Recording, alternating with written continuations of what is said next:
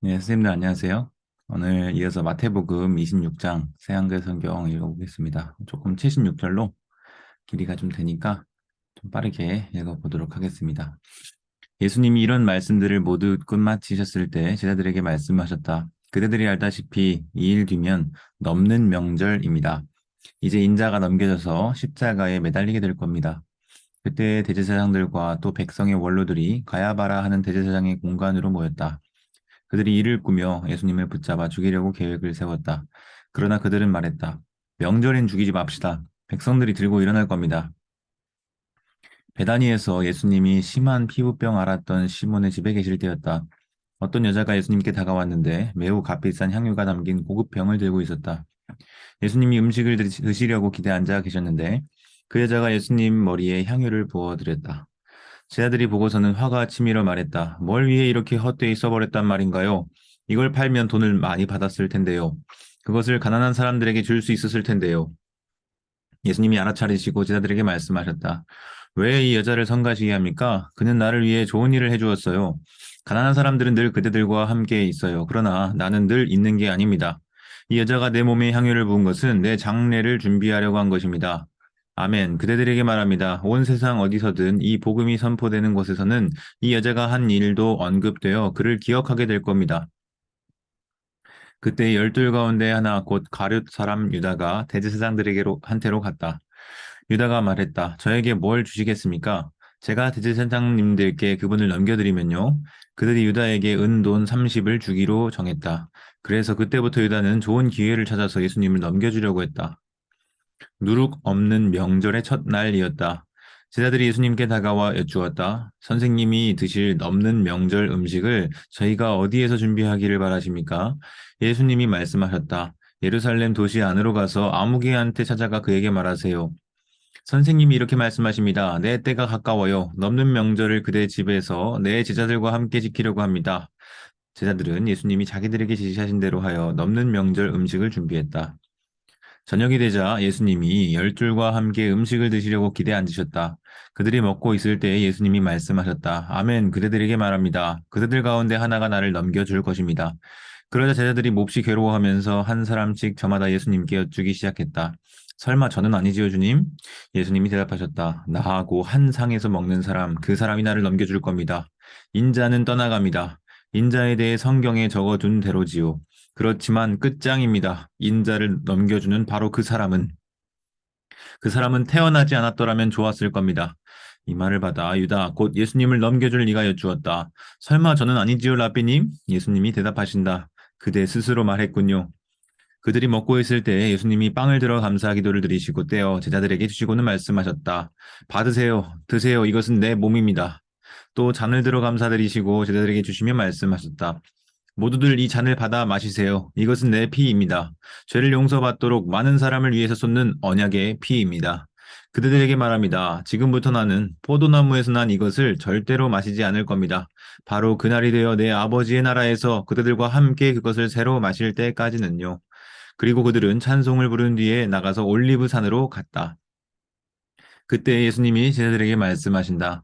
바로 그대들은 모두 나 때문에 걸려 넘어질 겁니다. 바로 이 밤에요. 성경에 이렇게 적혀 있으니까요. 내가 목자를 칠 것이다. 그러면 뿔뿔이 흩어질 것이다. 양떼에 속한 양들이. 그렇지만 내가 일으킴 받아 살아난 뒤에 그대들보다 앞서 갈릴레아로 갈 겁니다. 그러자 베드로가 예수님께 대답했다. 남들은 다 선생님 때문에 걸려 넘어지더라도 저만은 결코 걸려 넘어지지 않을 겁니다. 예수님이 베드로에게 말씀하셨다. 아멘. 그대에게만 하는데 바로 이 밤에 닭이 울기 전에 그대는 세 번 나를 완전히 저버릴 겁니다. 베드로가 예수님께 말씀드린다. 제가 선생님과 함께 죽어야 한다 하더라도 선생님을 저버리는 일은 결코 절대로 없을 것입니다. 다른 제자들도 모두 똑같이 말씀드렸다. 그때 예수님이 제자들과 함께 겟세마네라 하는 곳으로 가신다. 그리고 제자들에게 말씀하신다. 내가 저기로 나아가서 기도하는 동안에 이곳에 앉아 있어요. 그러고는 베드로와 세베대의 두 아들을 데려가셨다. 예수님은 괴로워하고 몹시 힘들어하기 시작하셨다. 그때 그들에게 말씀하신다. 내 영혼이 온통 괴로움에 휩싸여 죽을 판입니다. 여기에 머물러 있어요. 나와 함께 깨어 있어요. 조금 앞으로 나아가서 엎드려 기도하셨다. 나의 아버지, 하실 수만 있으면 나한테서 이 잔이 지나가게 해 주십시오. 그러나 내가 바라는 대로가 아니라 아버지가 바라시는 대로 하십시오. 예수님이 제자들한테로 와서 보시니 그들이 자고 있었다. 그래서 베드로에게 말씀하신다. 이처럼 한 시간도 그대들은 나와 함께 깨어 있을 수 없었나요? 깨어 있으세요. 기도하세요. 그래서 유혹에 빠져들지 않도록 하세요. 영은 간절히 바라지만 육신이 따라주지 않는군요. 예수님이 다시 두 번째로 나아가서 기도하셨다. 나의 아버지, 내가 마시지 않고는 이 잔이 지나갈 수 없다면 아버지의 뜻이 이루어지기를 빕니다. 다시 와서 보시니 그들이 자고 있었다. 그들의 두 눈이 너무 무거워 감겼기 때문이었다. 제자들을 두 대로 두시고 다시 세 번째로 나아가서 똑같은 말로 다시 기도하셨다. 그때 제자들한테 오셔서 그들에게 말씀하신다. 이제는 자도록 해요. 푹 쉬어요. 자, 때가 가까이 와 있어요. 인자가 죄인들 손에 넘겨집니다. 일어나요. 자, 가죠. 자, 나를 넘겨주는 사람이 가까이 와 있습니다. 예수님의 말씀이 아직 끝나지 않았는데 보라, 열둘 가운데 하나인 유다가 왔다. 큰 무리가 그와 함께 왔는데 칼과 몽둥이를 들고 있었다. 백성의 대제사장들이 원로들이 백성의 대제사장들과 원로들이 그들을 보낸 것이다. 예수님을 넘겨주는 사람이 그들에게 어떤 신호를 줄지 이렇게 말하여 알려주었다. 내가 입맞춤하는 사람이 바로 그 사람입니다. 그를 붙잡으세요. 유다가 곧바로 예수님께 다가가서 안녕하십니까 라비님 하고 불렀다. 그러고는 그분께 다정하게 입 맞추었다. 예수님이 유다에게 말씀하셨다. 이봐요 친구, 그 일을 하러 왔군요. 그때 함께 온 사람들이 다가가서 예수님께 손을 대서 그를 붙잡았다. 그런데 보라, 예수님과 함께 있던 사람 가운데 하나가 손을 뻗어 자기 칼을 빼냈다. 그러고는 대제사장의 종을 내리쳐서 귀를 잘라버렸다. 그때 예수님이 그에게 말씀하신다. 그대 칼을 도로 제자리에 갖다 꽂으세요. 칼을 잡은 사람은 모두 칼로 망할 겁니다. 아니면 그대가 보기에는 내가 아버지께 도움을 요청할 수 없을 것 같나요? 아버지가 이제라도 12개 레기온보다 많은 천사들을 내 옆에 세워 주실 수 있을 겁니다. 그러면 성경 말씀들이 어떻게 이루어질 수 있겠어요? 반드시 이와 같이 되어야 한다고 했는데요. 바로 그 시간에 예수님이 무리들에게 말씀하셨다. 강도를 덮치듯이 칼과 몽둥이를 들고 나를 잡아가러 나온 것이요? 내가 날마다 성전에 앉아서 가르치고 있었소. 그렇지만 당신들은 나를 붙잡지 않았소.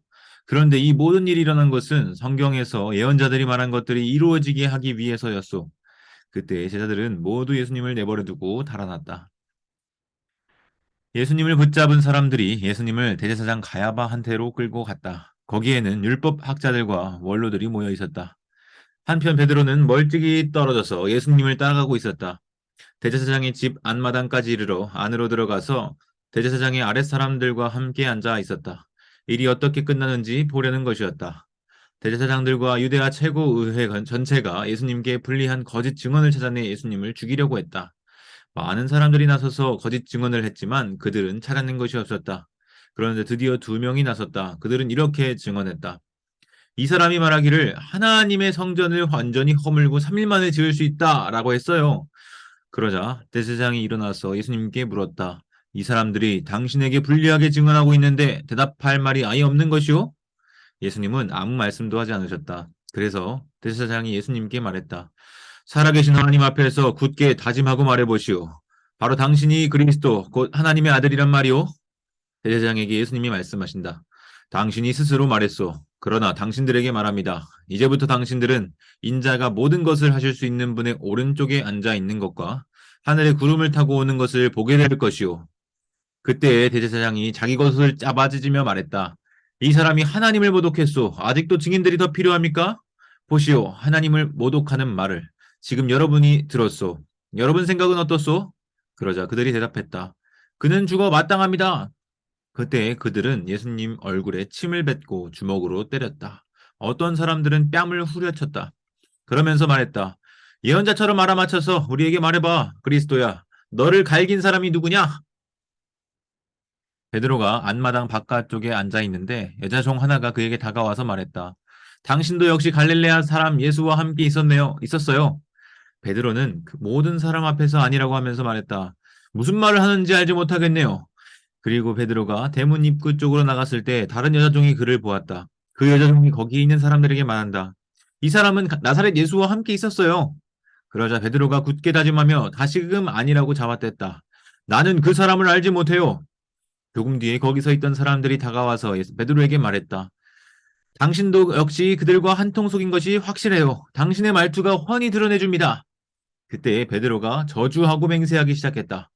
나는 그 사람을 알지 못합니다. 그러자 곧 닭이 울었다. 그때 예수님께 들었던 말씀이 베드로에게 떠올랐다. 닭이 울기 전에 그대는 3번 나를 완전히 저버릴 겁니다. 그래서 베드로는 밖으로 나가 몹시 괴로워하며 울었다. 아멘. 이것으로 마태복음 26장 읽기를 마치겠습니다. 오늘 하루도 좋은 하루 되시기 바랍니다.